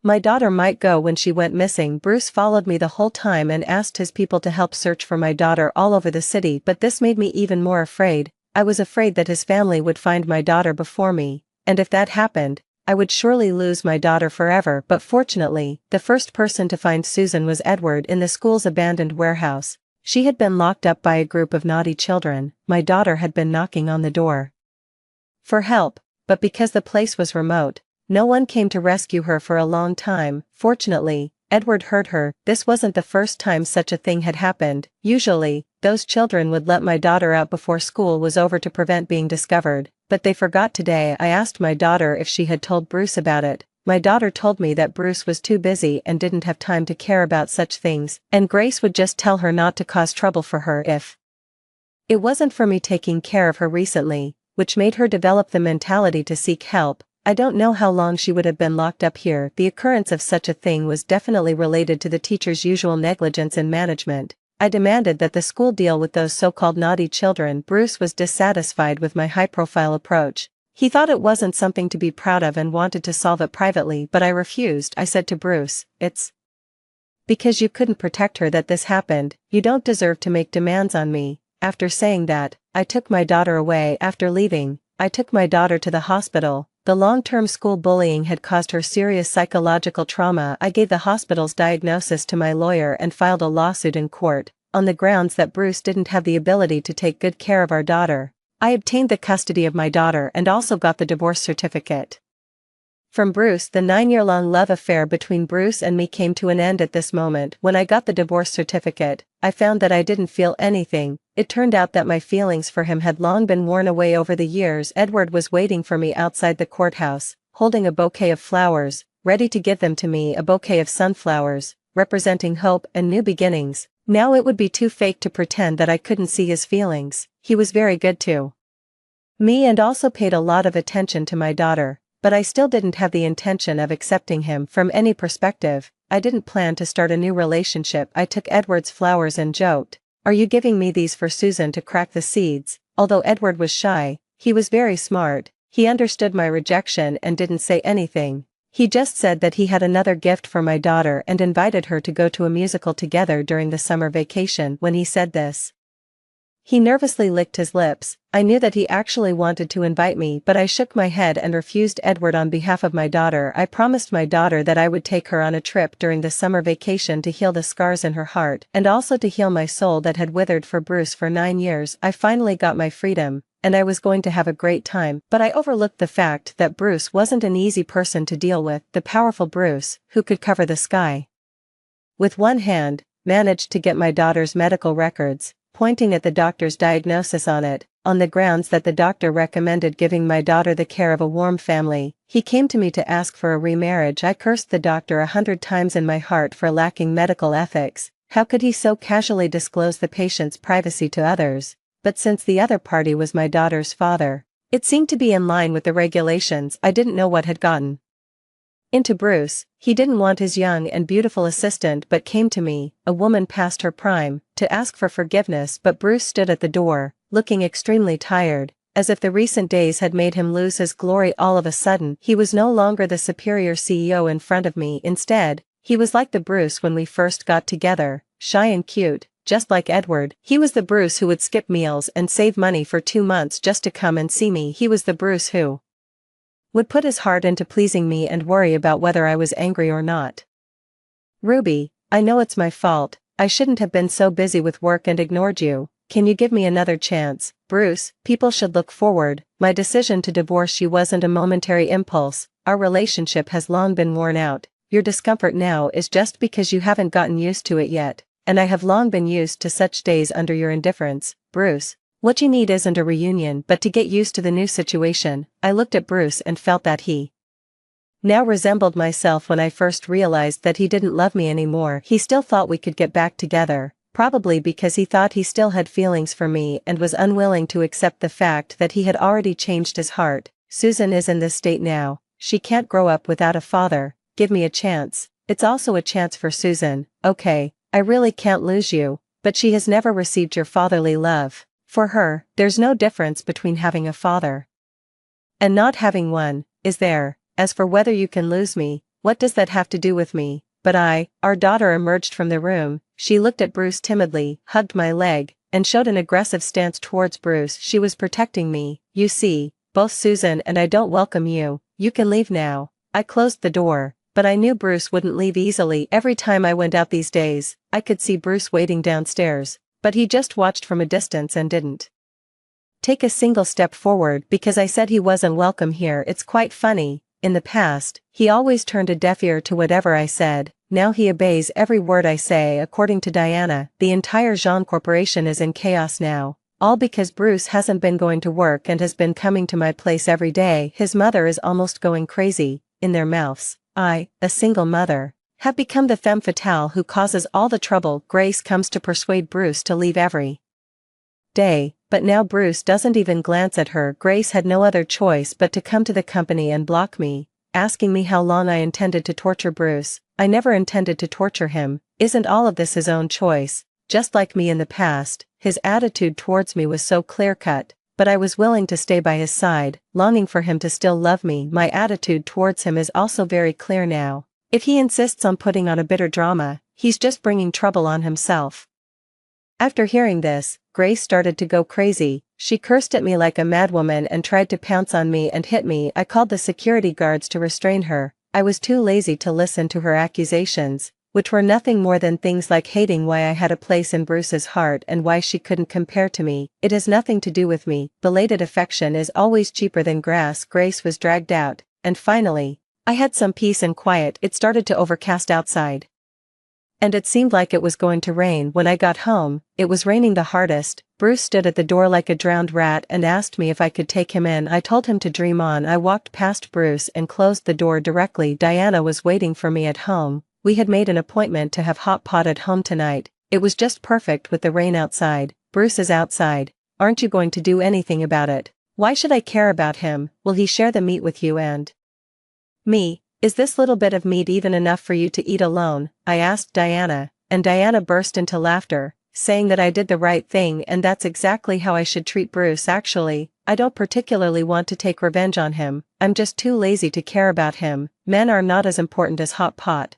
are they? But I didn't expect that since I didn't let Bruce in. He actually stood outside in the rain all night. When I saw Diana off in the morning, I tripped over the person lying at the door. Bruce was lying at the door, frowning, his eyes tightly closed, and his hand clutching his stomach hard. I didn't know if he was dead or not. I bent down and touched his forehead. It was burning hot. Diana and I dragged him into the house together. Then I asked Diana to take our daughter out to play because I didn't want the sick person to infect our daughter. Bruce woke up while I was out buying medicine. When I got home, he was dragging his sick body to clean up the mess Diana and I left behind last night. Are you planning to die in my house and make me take responsibility? In the face of my words, Bruce was at a loss. He was still holding a plate with congealed red oil in his hand, not knowing whether to put it down or not. I just wanted to share some of the burden with you. He used to say the same thing. At that time, he was abroad and I was in China. In order to catch up with him, I considered applying to a foreign school and stayed up late studying every day. He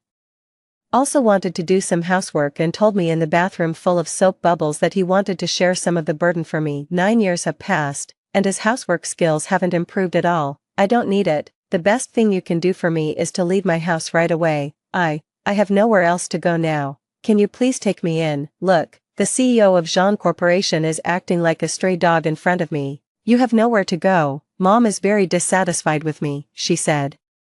That if I can't solve my marriage problem, I shouldn't go home again. Only Bruce would think that the marriage problem his mother mentioned includes me. Even at this point, that person would never accept me as a daughter-in-law. But I still said to Bruce, fine, then don't go back. Bruce's eyes lit up because of this. He quickly cleaned up everything on the table, wiped his hands, and asked me what I wanted to eat. I threw the medicine to him and told him to take care of himself first. Bruce stayed at my place for 3 days. During these 3 days, he did everything a father and a husband should do, and even more than that if he had done this before we got divorced. I'm afraid I would have woken up laughing in my dreams, but now, looking at his flattery, I don't feel anything in my heart. However, seeing our daughter so happy, I still asked her if she still wanted a father, but our daughter hugged me and told me that she didn't care. She knew what her father had done before, and she only hoped that I could be happy. I kissed our daughter and promised her that even if it was just me, I would still give her the best. On the 5th day, I stopped Bruce, who was about to go out, and gave him a sum of money. Bruce was confused.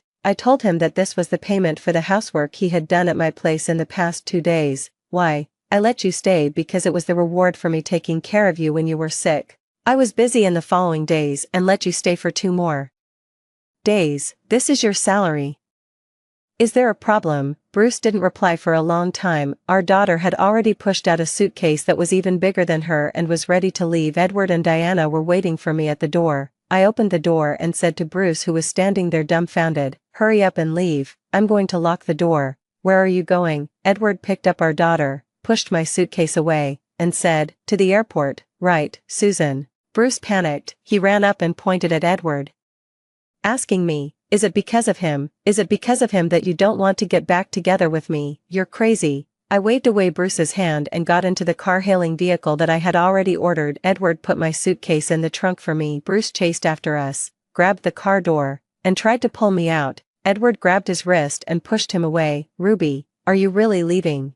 I ignored him and directly told the driver to drive. I could see Bruce following us in his car behind. Diana asked me if I really wasn't touched at all. When Bruce pushed the door open and got home, he was holding his aching stomach with his hand. At the airport, Bruce followed me all the way. Every time he tried to come forward, Edward blocked him behind. After I went through the security check, looking at Bruce outside the security check, finally, I said the words that I had always wanted to say to him, goodbye, Bruce. I turned around and left, leaving Bruce, who was crying loudly, behind me. Our daughter asked me why I didn't tell him that we were just going on a trip. I said, there's no need to explain everything to others. Before taking care of their feelings, we need to love ourselves first, the end.